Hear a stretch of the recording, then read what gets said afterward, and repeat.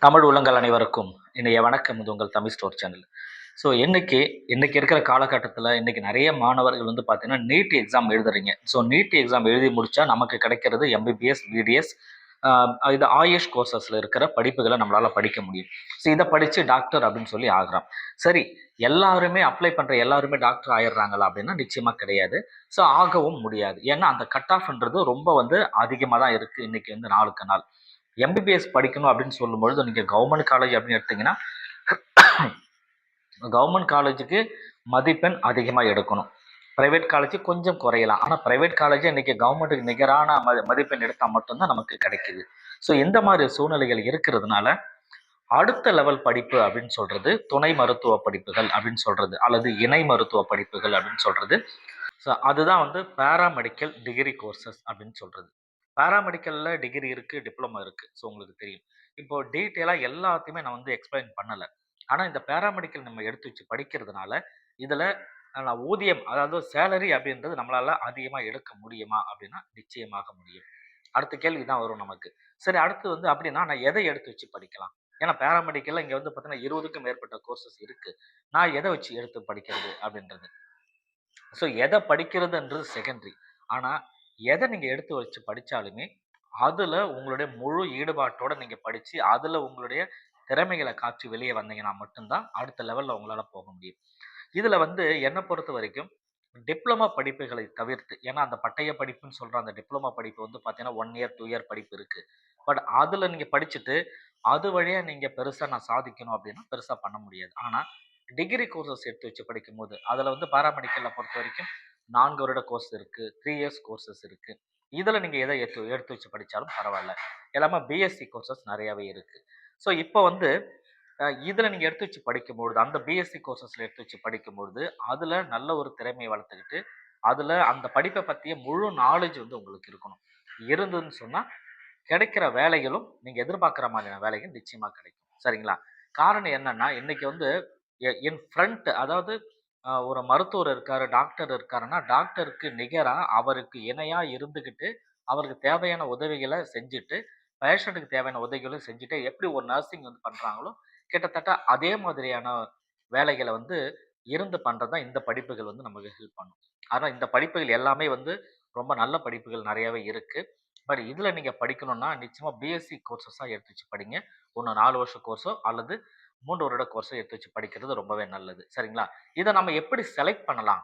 இந்த கோர்ஸெல்லாம் எப்படி செலக்ட் பண்ணுறது அப்படின்னா, உங்களுக்கு நான் எதை படிக்கணும்னு முடிவு தெரியணும்னா, நீங்கள் ஒரு லிஸ்ட் ஆஃப் கோர்சஸ் எடுத்து வச்சுருப்பீங்க கண்டிப்பாக. அந்த லிஸ்ட் ஆஃப் கோர்சஸில் எதை நீங்கள் படிக்கிறதுன்னு தெரிஞ்சுக்கணும்னா, நீங்கள் என்ன பண்ணணும், ஃபீல்டில் கொஞ்சம் இறங்கணும். அந்த ஃபீல்டுன்றது என்னென்னா ஹாஸ்பிட்டல் போயிட்டு ஒரு உங்களுக்கு தெரிஞ்ச ஹாஸ்பிட்டலோ அல்லது தெரியாத ஹாஸ்பிட்டலோ அங்கே போனீங்கன்னா நீங்கள் எந்த கோர்ஸ் படிக்கணும்னு நினைக்கிறீங்களோ அந்த கோர்ஸு ஏற்கனவே படித்தவங்க அல்லது படிக்கிற ஸ்டூடெண்ட்டு கண்டிப்பாக யாராவது இருப்பாங்க. ஸோ அவங்க கிட்ட போய் ஒரு சின்ன ஒரு என்கொயரி பண்ணுங்கள், இந்த கோர்ஸ் எப்படி இருக்குது, இதனால் பெனிஃபிட் என்ன, அல்லது அந்த கோர்ஸ் எடுத்து படித்து முடித்தவங்க இருக்காங்க அவங்கள பார்த்து இந்த கோர்ஸ் எடுத்து வச்சு படிக்கிறதுனால எந்த அளவுக்கு நமக்கு பெனிஃபிட் இருக்குது, சேலரி எந்த அளவுக்கு கிடைக்கும், இதில் வந்து ப்ளஸ் அண்ட் மைனஸ் என்னென்ன இருக்குது, இந்த மாதிரி விஷயங்கள் நீங்கள் அந்த ஃபீல்டில் போய் தெரிஞ்சுக்கிட்டு அதுக்கப்புறம் வந்து கோர்ஸை நீங்கள் சூஸ் பண்ணி படிக்கிறதுன்றது ரொம்ப ஒரு நல்ல ஒரு விஷயம். சும்மா நான் சொல்கிறேன் அப்படின்றதுக்காக வேற யாராவது சொல்கிறன்றதுக்காக எடுத்து படிக்கிறத விட நீங்களே வந்து நேரடியாக பார்த்து தெரிஞ்சுட்டு ஓகே இது நல்லா இருக்கு, நம்மளுடைய நம்ம நமக்கு வந்து இந்த கோர்ஸ் செட் ஆகும், இந்த கோர்ஸ் நமக்கு செட் ஆகாது, ஏன்னா இதில் வந்து இவ்வளோ விஷயங்கள் இருக்குது, இது இந்த மாதிரி இருந்தால் எனக்கு வந்து பிடிக்காது, நான் இந்த மாதிரி இருந்தால் எனக்கு ஓகே அப்படின்னு சொல்லி ஏதோ ஒரு விஷயம் உங்களுக்கு தெரியும். அதை நீங்கள் அங்கே போய் பார்க்கும்போது மட்டும்தான் நமக்கு தெரியும். சரி, கோர்ஸ் அப்படின்னு பார்க்கும்பொழுது பிஎஸ்சி நர்சிங், இந்த பிஎஸ்சி நர்சிங்கை பொறுத்த வரைக்கும் உங்களுக்கு 4 வருஷம் படிப்பு. இந்த 4 வருஷம் படிக்கிறதுல ஸோ உங்களை நான் ஏற்கனவே சொன்ன நோயாளிகளை பராமரிக்கிறது, மருந்துகளை பற்றி முடிவு பண்ணுறது, மருந்துகளை நிர்ணயிக்கிறது, மருத்துவருக்கு ஹெல்ப் பண்ணுறதுன்னு சொல்லி இன்னைக்கு நிறைய முக்கியமான படிப்புகள் வந்து இந்த செவிலியர் படிப்பு, நர்சிங் படிப்பு இருக்குது, பிஎஸ்சி நர்சிங். இது வந்து பார்த்தீங்கன்னா ஆண்களும் சரி பெண்களும் சரி யார் வேணால் எடுத்து வச்சு படிக்கலாம். இது 4 வருஷம் நீங்கள் கண்டிப்பாக வந்து படிக்கணும். ஸோ இதை படிச்சிங்கன்னு சொன்னால் நம்ம இந்தியாவிலும் சரி வெளிநாடுகள்லையும் சரி யூகே, கனடா இந்த மாதிரி இடங்கள்லையுமே நிறைய வேலை வாய்ப்புகள் கண்டிப்பாக உண்டு. இதில் நீங்கள் படிக்கிறத பொறுத்து. சரிங்களா? பிஃபார்ம், பிஃபார்ம் வந்து பார்த்தீங்கன்னா மருந்தியல்னு சொல்கிறது. இந்த மருந்து தயாரிப்பு மற்றும் விநியோகம் பற்றிய படிப்பு. மருந்து எப்படி ப்ரொடக்ஷன் பண்ணுறது, அதில் என்னென்ன விஷயங்கள் இருக்குது, ஸோ இதை பற்றி எப்படி எப்படி டெலிவரி கொடுக்கறது இந்த மருந்துகளை, இந்த மாதிரி பற்றி படிக்கிறதுலாம் இந்த படிப்பு. மருந்து தயாரிக்கிற நிறுவனங்கள்ல நமக்கு வந்து வேலை கிடைக்கும். அதே மாரி வந்து பார்த்தீங்கன்னா, சொந்தமா நீங்க ஃபார்மசி வச்சு நீங்க டெவலப் ஆகலாம். இது எல்லாமே ட்ரக் இன்ஸ்பெக்டராவும் வருவதற்கான வாய்ப்புகள் இதுல உண்டு. இதுவும் 4 வருஷம் படிப்பு தான். சரிங்களா? வேலை வாய்ப்புகள் ஃபார்மா கம்பெனிகள், ஹாஸ்பிட்டல்ஸ் இது எல்லா இடத்துலயும் நமக்கு வேலைகள் கிடைக்கும். இன்னொரு மிக முக்கியமான படிப்பு பிபிடி. அதாவது பிசியோதெரபி, பேச்சலர் ஆஃப் பிசியோதெரபி அப்படின்னு சொல்றது. இது வந்து பார்த்தீங்கன்னா, மருந்துகள் இல்லாம உடற்பயிற்சி மூலமா தன்னுடைய உடம்ப வந்து சரி பண்ற ஒரு பயிற்சி. இதுல வந்து பார்த்தீங்கன்னா, இந்த பக்கவாதத்தால பாதிக்கப்பட்டவங்க, ம அதே மாரி வந்து உடல் இயக்கத்த வந்து திரும்ப மீட்டெடுக்கிற ஒரு முயற்சி தான் வந்து இந்த படிப்பு. இதுவுமே 4 1/2 வருஷம் படிப்பு இருக்கு. 4 வருஷம் படிச்சு முடிச்சு இதுலயும் 6 மாசம் வந்து இன்டர்ன்ஷிப் இருக்கு. எல்லாத்துலயுமே இன்டர்ன்ஷிப்ன்றது கண்டிப்பா இருக்கு. அத நீங்க செஞ்சா மட்டும் தான் பிராக்டிஸ் உங்களால எடுக்க முடியும். ஸோ இது வந்து விளையாட்டு மையங்கள், ஸ்போர்ட்ஸ் ஆக்டிவிட்டி சென்டர்லாம் இருக்கு இல்லையா? இங்கெல்லாம் வேலைகள் கிடைக்கும். இந்த அது இல்லாம வந்து புனர்வாழ்வு மையங்கள், மறுவாழ்வு மையங்கள் இருக்கு. இங்கெல்லாம் வந்து நமக்கு வேலை வாய்ப்புகள் உண்டு. ஸோ இந்த மாரிலாம் இருக்கு. அடுத்து மிக முக்கியமானது பிஎஸ்சில ரேடியாலஜி அண்ட் இமேஜிங் டெக்னாலஜி என்ற இந்த படிப்பு. இது வந்து பார்த்தீங்கன்னா, எக்ஸ்ரே, எம்ஆர்ஐ, சிடி ஸ்கேன் இத பத்தி ஒரு நாலேட்ஜ் நம்ம கிடைக்கும். இது எப்படி எடுக்கணும்? இந்த மெஷின எப்படி ஆப்பரேட் பண்ணணும்? இந்த மாரி விஷயங்களுக்கெல்லாம் இது வந்து தேவைப்படும். இதுவுமே வந்து வந்து 3 வருஷம் படிப்பு. இது பிஎஸ்சில வந்துருது. 3 வருஷம் படிப்பு, 1 வருஷம் வந்து இன்டர்ன்ஷிப் இருக்கு. சரிங்களா? அந்த பிசியோதெரபி இந்த படிப்புகள்லாம் 6 மாசம் இன்டர்ன்ஷிப். இதெல்லாம் வந்து 1 இயர் வந்து இன்டர்ன்ஷிப் உண்டு. அதேபோல நெக்ஸ்ட் வந்து கார்டியாலஜி அ இமே கார்டியாலஜி டெக்னாலஜி அப்படின்னு சொல்றது. கார்டியாக் டெக்னாலஜி, இதய தொழில்நுட்பம் அப்படின்னு சொல்றது தான். இதய நோயாளிகளுக்கு சிகிச்சையில் உதவுற ஒரு விஷயம் தான் இது. இதுலயுமே வந்து எக்கோ வந்து எப்படி எடுக்கிறது? அந்த ஹார்ட்‌க்கு சம்மந்தப்பட்ட இன்ஸ்ட்ருமென்ட்ட டெஸ்ட் பண்றதுக்குரியலாம் இதெல்லாம் எப்படி தெரிஞ்சுக்கிறது? அதுல இருக்கிற ஃபங்ஷன்ஸ் என்ன?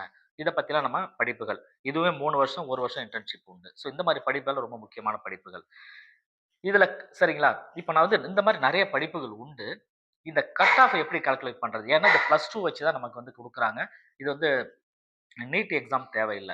+2 மதிப்பு வச்சு குடுக்கறதுனால, இந்த கட் ஆஃப் எப்படி கால்குலேட் பண்ணுவாங்க அப்படின்னு பார்த்தீங்கன்னா, பயாலஜி ஒரு சப்ஜெக்ட் எடுத்துக்கிறேன். பிசிக்ஸ் வந்து 2ஆ அதாவது பயாலஜி எடுக்கிற மார்க் அப்படியே வச்சுப்பாங்க 100க்கு. பிசிக்ஸ்ல எடுக்கிற மார்க் வந்து 2ஆ டிவைட் பண்ணிக்கங்க. கெமிஸ்ட்ரியில எடுக்கிற மார்க்க 2ஆ டிவைட் பண்ணிக்கங்க. இது எல்லாத்தையும் ஆட் பண்ணீங்க அப்படின்னு சொன்னா, உங்களுடைய கட் ஆஃப் அப்படின்றது நிர்ணயிக்கப்படுது. சரிங்களா? இப்ப 90 40 + 40 அப்படின்னு வச்சுக்கோங்களேன். 90 எடுக்கிறீங்க பயாலஜில. பிசிக்ஸ்ல வந்து 90 எடுக்கிறீங்க. அதுல பாதி எடுத்தீங்கன்னா 40 சாரி 45 ஆயிடுது.